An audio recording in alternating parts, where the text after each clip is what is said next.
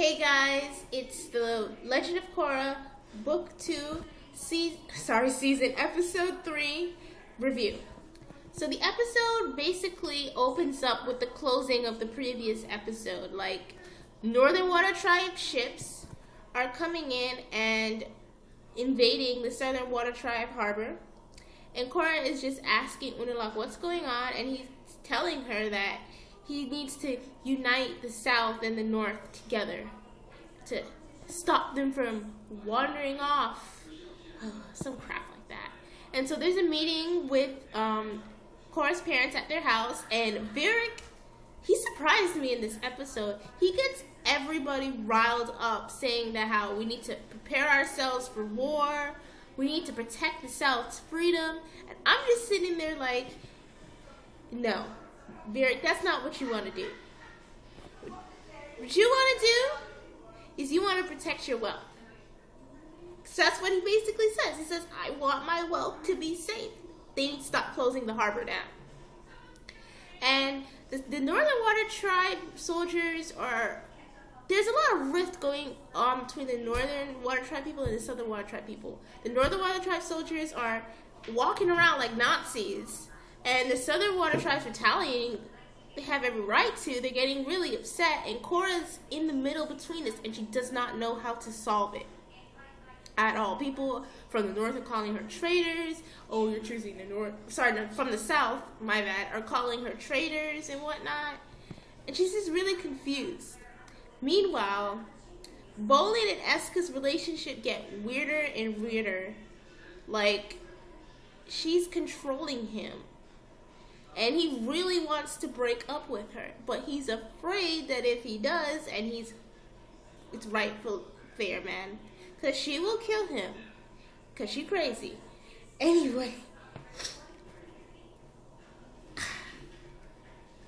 I don't know how Brian and Mike do these characters, because when they laughed, Desna and Eska, it was creepy. I got scared from their laughter. It was the weirdest thing I've ever learned. It was like forced, like you were killing a cat, like something like that.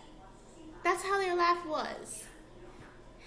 So we go on back to Tenzin and his family at the Air Temple, sorry. And, it's vacation time, everybody having fun. But Ikki runs off because Jinora and Milo are messing with her. And so the three Aang kids, Avatar Aang's kids, go off to go find her. And during this time, you really get to see what their relationship was like growing up as children. And how Aang was as a parent. Aang favored Tenzin big time. You can tell by the way Kai and Bumi spoke.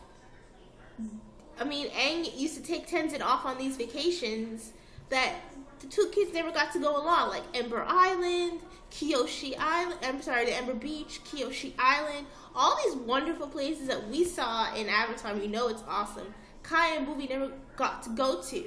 And Tenzin doesn't realize this. So that's really a factor to their sort of strained relationship. Plus, I kind of see how Aang stuck to Tenzin, because he was the first airbender born in over 100 years. He had to sort of carry on Aang's legacy, like he said. And I kind of feel bad for Kai and Bumi, like, they got the short end of the stick, honestly. They didn't have an awesome childhood like Tenzin thought that they had. And I don't think what Aang did it intentionally favor Tenzin, because I don't think he's that kind of person, honestly. So they didn't find Ikki at all. They just had a big old fight at the end. They need to find that girl. I guess they'll find her in the second part of the episode, because Civil Wars Part 2 comes out next week, Friday. And so we go back to the Water Tribe. Apparently, there's this rebellion going on. That Varric, he doesn't strike me as a rebellion guy. He planned the whole thing. And I'm like, whoa, no, Varric, you're getting to be weird. And Korra goes and she believes her dad is in on it. She goes and she tries to stop it. She does. I mean, like, these guys are so stupid. Why are you trying to fight the Avatar? She's got 4 elements. I almost said 3. 4 elements against your 1 waterbending. Like, you know who's gonna win the fight. Korra finds out that her dad is not there, and Korra needs to learn how to trust her father. Her father, honestly, I believe that he knows what's best for her, and she doesn't. She has a long ways to go. So she really needs to learn how to listen instead of just going off and doing her own thing.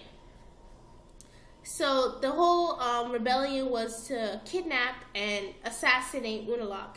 And Korra stops it, and Unalaq orders the arrest of these guys and Varric, and Korra sticks up for them, saying let them have a trial, which is fair.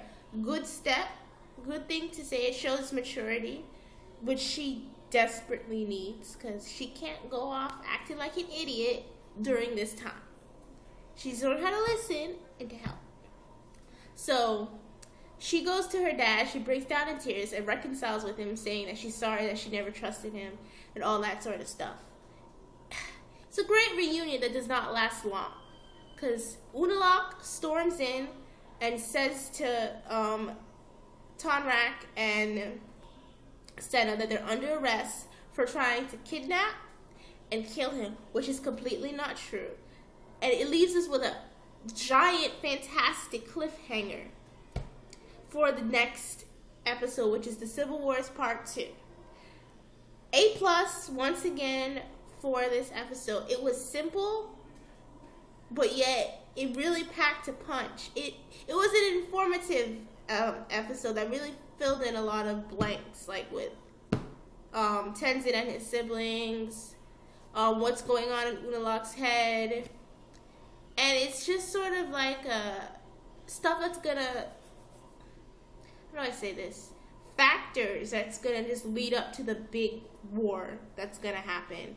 And just Korra's thoughts and what we have to sort of like formulate our own opinions on what she's gonna do and whatnot. But I have to say it was an awesome episode. Like I said, they're not like half-assing anything. They're really giving it their all, Brian and Mike, and I appreciate that as an Avatar fan. And I only have one concern. They need to change the time. It needs to go back on Saturdays, because a lot of people, I myself almost forgot to watch this. I came home really late because my school ends at 4. And just bring it back on Saturdays. It was a convenient time, and it could really help with their ratings. So that's all I have to say. I want to know what you guys thought about the episode. Put it down in the comment section below, and have a good night. Bye.